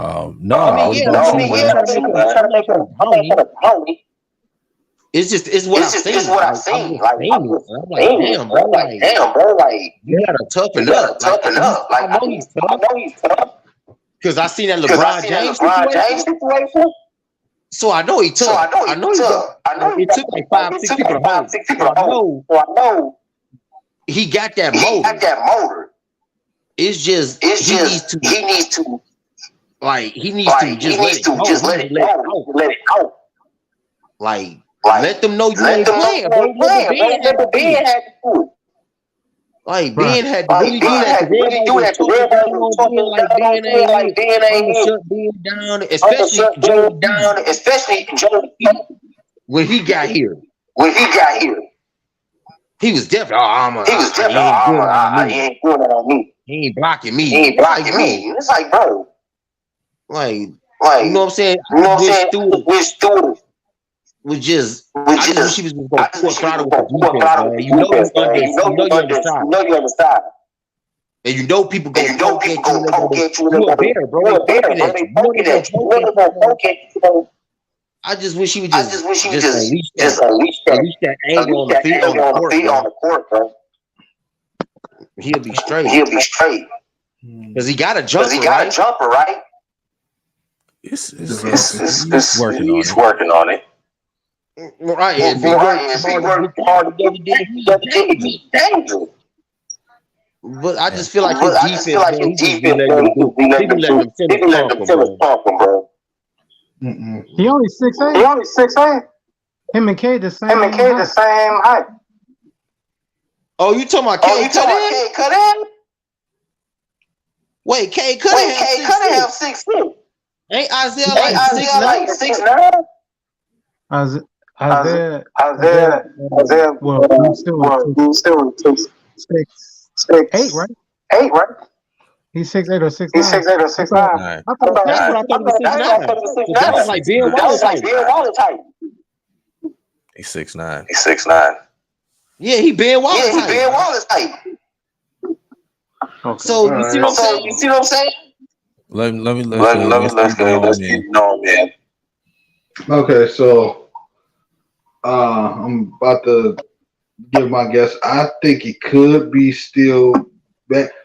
I personally don't think they're going to Wemby, but I think it still could be Bagley. But as I destroy everything Dante just said, the thing about Isaiah Stewart, and I kind of blame everything came for this because he put that essence of Ben Wallace out there, but they're not the same player, style of player. Here's the problem. No. See, you got to something misconstrued.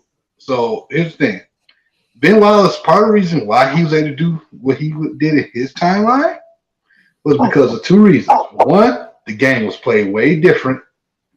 there was actual real system of defense that was put there in guys down there that helped support him on it. 2, he was way more athletic than Isaiah Stewart is. There's limitations to Stewart's game that's not his fault. It's just how his body is. They are both. Stewart can't do the stuff that Ben Wallace was able to do back in the day because he'll get called for fouls for it. They don't let guys like that. And 2, as far as him getting destroyed in the paint, that's what happens when you're not that athletic, and you might fight with all your might, but when big athletic bigs that are bigger than you, it's just going to happen. He's on the island by himself. He already plays some of the main defense on the team. And then on top of that, he got to guard the rim too.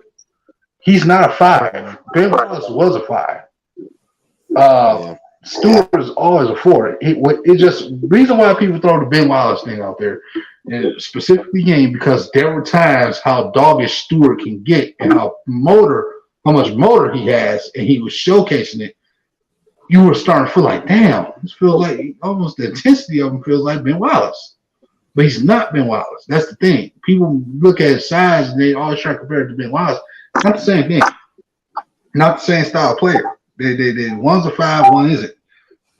He doesn't have the athletic hops. He doesn't have that. You know what I'm saying? He has a different skill set. So you got to understand that's not. I do weirdly think that the Pistons would try to S Stewart out. Even though my choice is Bagley, I can see why they would. They probably want a defensive player like him that can stretch consistently. They may not. I don't know if they feel that much with him, but I hope they don't. But I think it's Bagley because Bagley, although he gets paid a little bit more, I know they gave him an extension. You know the way this offense is going to set. And Wiseman keeps progressing more, and it's kind of hard because it seems like him and Wiseman going back and forth. Wiseman, he's a lot cheaper, but at the end of the day, he's getting a chance to show what he can do. We talked about it yesterday. You said that you thought Wiseman could be the oddball out. It's real up in the air because we know Jalen Durant is for the future. But when you really think about the scenario, there wouldn't be no problem maybe drafting Wemby regardless if you kept all 3 or 4 of those guys there because we don't know if Wemby is going to start very off the rip. If they add veterans, we don't know if he might get pushed to the back line and grow and kind of go through a Giannis phase where he gets a little bit bigger and then gets added on as a starting 4. And a lot of teams have a guy that's similar to Isaiah Stewart that they put rotation and they add out there for defensive purposes. So with Stewart, to me, you shouldn't get rid of him because there's a lot of flexibility there for him where he can just come in and help lock out on defense. And he can even give you a little bit of offense in small spurts, which is all you can really ask for. Like, he was a grit guy when you got him. So I don't think that's the guy you let walk. Even if you feel like you could, I don't think you get rid of him. Because to me, when you drafted Stewart, you weren't asking him to be a top 30 player in the league. You were just asking him to be a gritty, tough defensive gadget that can help you. And I think with Bagley versus Wiseman, I think Wiseman's skills are a little bit more wide range than Bagley. I think Bagley's really good around the rim. There's some tenacity coming from him more when he gets healthy. You can see it as last game with the chase down block. But I think Wiseman, man, is showing people why he was also drafted #1 overall. He has ability to space the floor. That's why a lot of us say that he can be out there with Jalen Durant, and because he can make a jump shot from time from 3 and all that stuff. So I think with him, I'd rather see him get more opportunity to grow his length and really get more comfortable if he can continue to stay healthy, because they both got health problems to kind of get a skill set. But like I said, I can weirdly see room for all 4 of them. That's just me, but I think Bagley will be the odd man out. There's a lot of valid points. But having you said you get Wemby out there, and you talking keeping the other guys, Bagley and Wise. Somebody's not going to get the play. Yeah, that's true. Somebody's not going to get the play. Yeah, somebody's gonna be the odd. That's why I said Bagley might be the odd man out because that money They paid him for, they could trade him, and they probably need to spend that money for some other parts of the team. With Wiseman, he's still cheaper, I feel like. Yeah, but I remember I did talk to you good about it yesterday. And I was like, I agree. Bagley would be the odd man out. But I just said, I just felt it. It would be wise. It could be somebody. One of these teams gonna go after Wiseman. Especially the way he's been playing. Yeah. Somebody's gonna go after him. Yeah, true. So that's how I look at it. But I'm really surprised that he said Isaiah Stewart. First, we can't compare him and Wallace. Two different style players. Ben Wallace was more. We know he's more minded guy. Isaiah Stewart is not that. He can play a little bit of defense. He's more like. He's working on his offense. It is too. Like you just said, it's a different era of the game. Right. And he's not what it is. He plays good defense, but it's just he's not as athletic. And then when you look at the rules scenario and the way Casey's system is, like you put Isaiah Stewart in a better system defensively, I think you'll see it better. Right now, you just have to look at him as a slightly bigger Montrezl Harrell kind of player. Yeah. That's perfect. You said what? Do you think we need to slim down? Beef stew. Isaiah Stewart. He like slim down a little bit.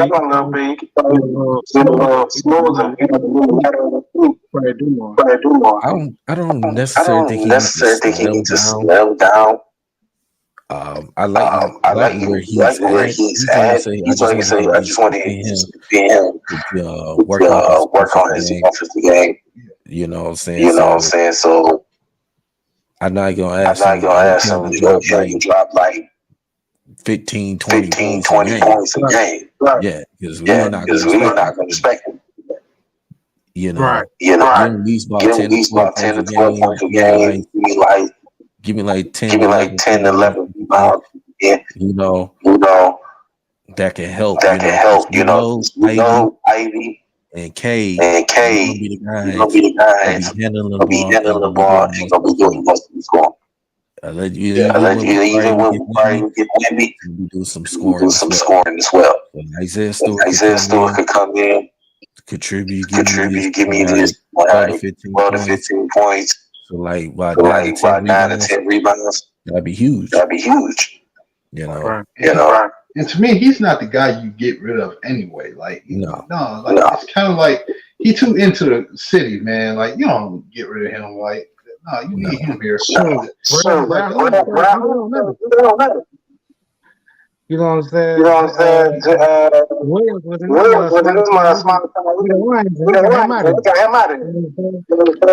I'm saying like he like the big brother on the court, man, for the rest of the kids. So it's like you don't get rid of that dude, man. Oh yeah. Yeah, I understand what that's like. Because you gotta understand too, they respond to him like he cuts them out. They don't question him because they know like they could do better. Like he was frustrated at times with Bay too, because it's like he ain't like the shot selections and he didn't like the fact that Bay wasn't helping out on defense. But I think he still was good with him, but he didn't mind calling people out of the locker room, and that's what his role is. Because like you said, he's not the most offensive guy, but that was never really his game, of his vocal point of his game, even in college. Like his thing was, I play defense, I'll try to block a shot, and I'll try to get the rebound and help set up a screen here. I fight. I make it hard for teams. I take somebody out the game for you, or try to slow somebody down that y'all are struggling with.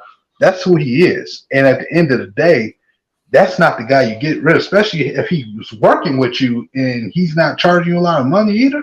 You don't get rid of that dude. Like you let him stay here as long as he. So yeah. So Daryl.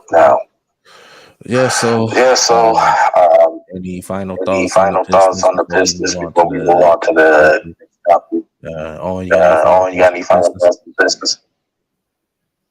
Yeah, God. Lord help us. We go to So we go to another season with the Pistons. you know what I'm saying? You know what I'm saying? This is one thing I don't like about Dwayne Casey. Dwayne Casey. Dwayne Casey always like put people and try to force people into a position like how you do it. Like Sekou. Remember Sekou? Remember Sekou? Stay in the corner. You know what I'm saying? We don't shit he do with Kelly. You know what I'm saying? You know what I'm saying? Like the smart you know, this snap, blah blah. We did a lot of stupid stuff. You know what I'm saying? This is the 2020. You know, the 90s, when you won the championship. You know what I'm saying? Gotta give it the time. That's all I gotta say. Okay, what about you? What about you now? Well, my final thing is with the Pistons, man. It's just, I know it's frustrating still. No matter what the situation is, we want to see a win. I have my reasons to believe that I don't think Casey going nowhere, based on what somebody was telling me before. Because it's like the reason why I don't think he's going anywhere, and you actually kind of tell us why all the time, because he's a veteran coach that needs like a veteran roster. And the idea with the cap space we got, that's what they're going to do. I feel like they asked him to kind of be a placeholder as the head coach and kind of let the time wear itself out, and he take kind of the heart. And then, okay, once we get this cap space, we get some veterans here, we get that draft pick, and we get Cade back and all this, we can start trying to play for the play-in. And I feel like that's the real reason why I feel like he won't get fired, because I feel like that was part of Weaver's plan too, to hold Casey here. Because if that's the case, he could have had him mid-season by now. He could have got rid of him, last year, or you know what I'm saying. But in his plan, he wants him to go through the rebuild with him. So I feel like part of that is him letting him get a chance to win with the roster, because we're losing. But to be honest with you, you didn't think we were going to go to the play-in even when Kane was healthy, because of his system and his. So on our timeline, yeah, he needs to go. But for Weaver's timeline, I'm not sure if Weaver's willing to do that yet. But that's about where I'm at with that. And we don't know what Weaver could be playing as far as a coach or the roster or anything. We never know anything when it comes to him, man. That's the one thing I'll say about Troy Weaver and the Pistons. All right.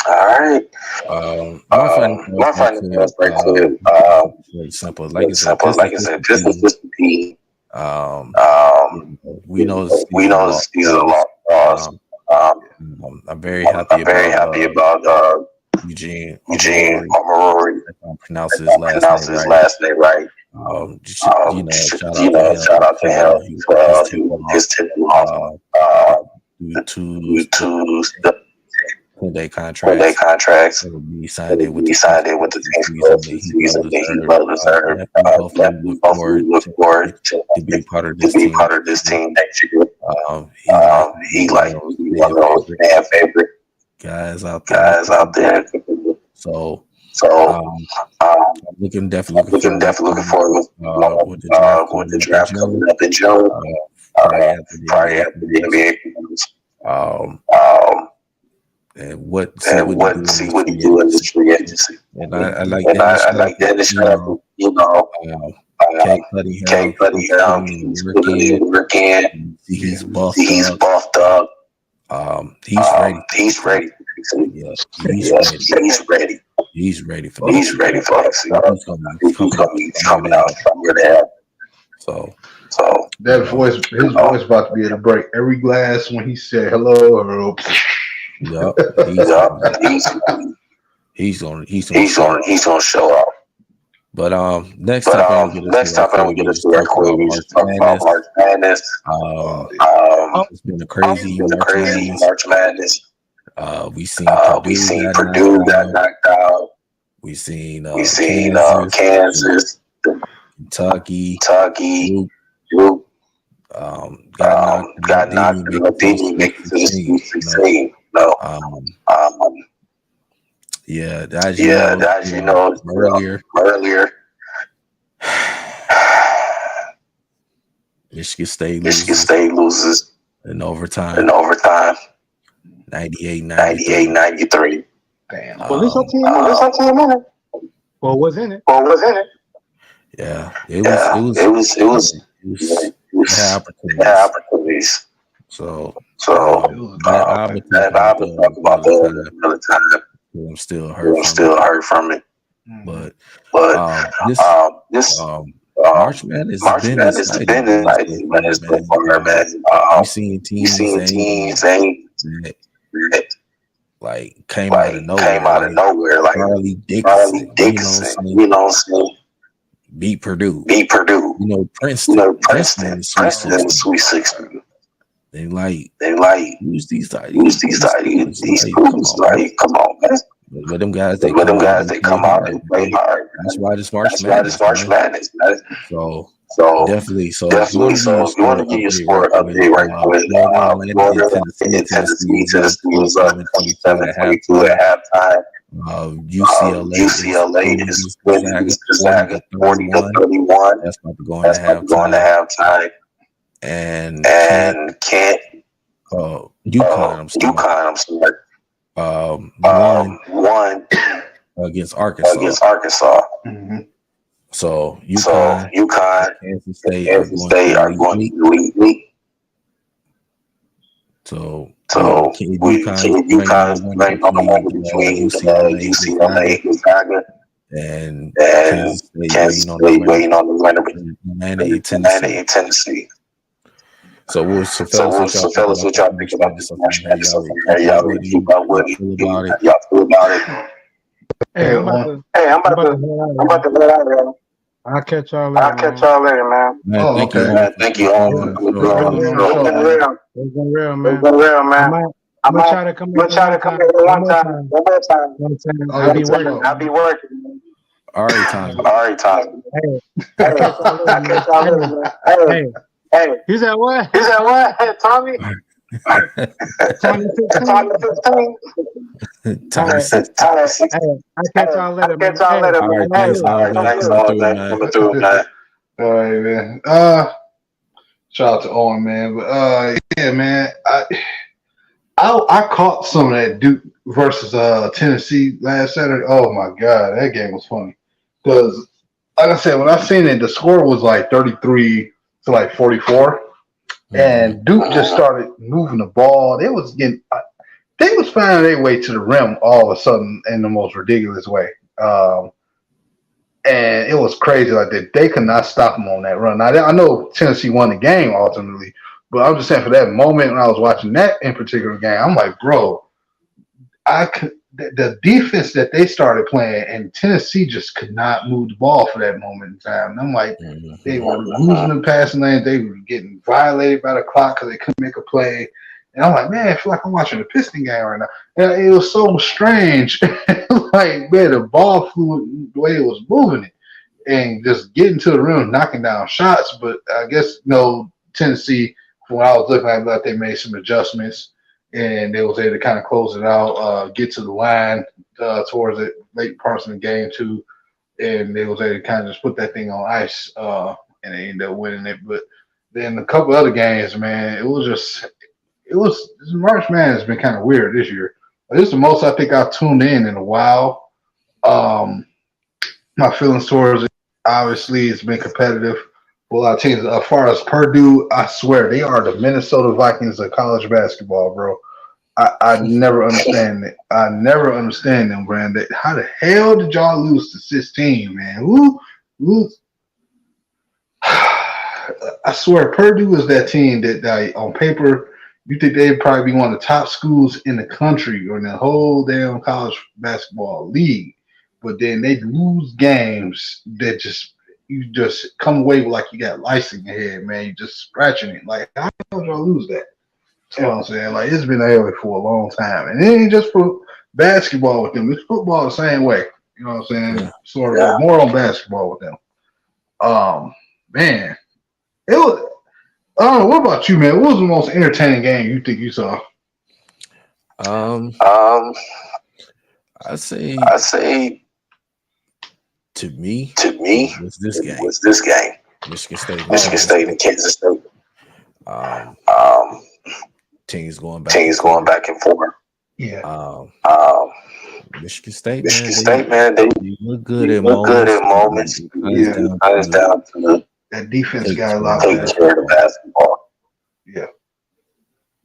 They not They take care of the basketball. Not communicating defense. Yeah. So Kansas State gotta give them credit, them credit, man. They play hard. And they just did all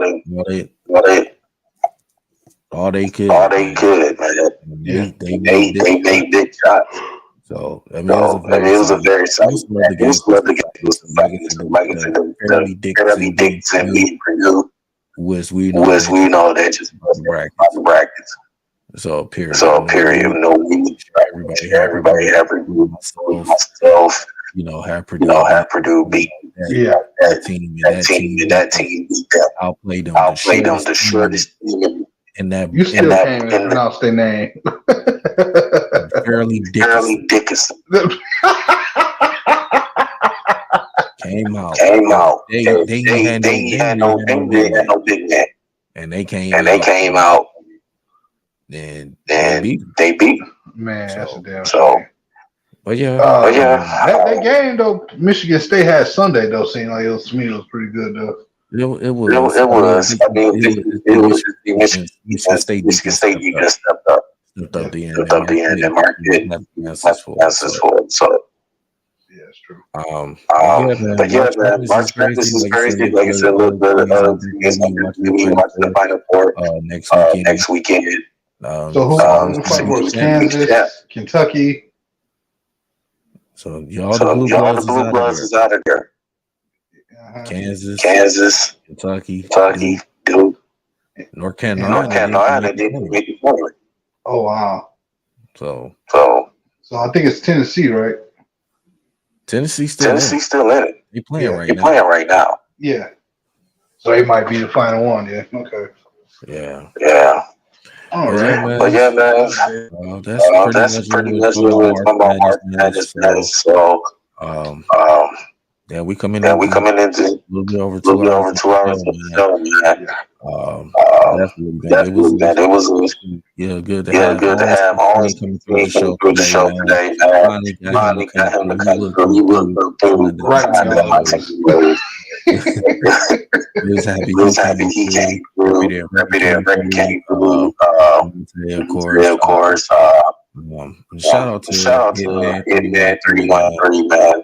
No, he's a little disappointed myself. Yeah.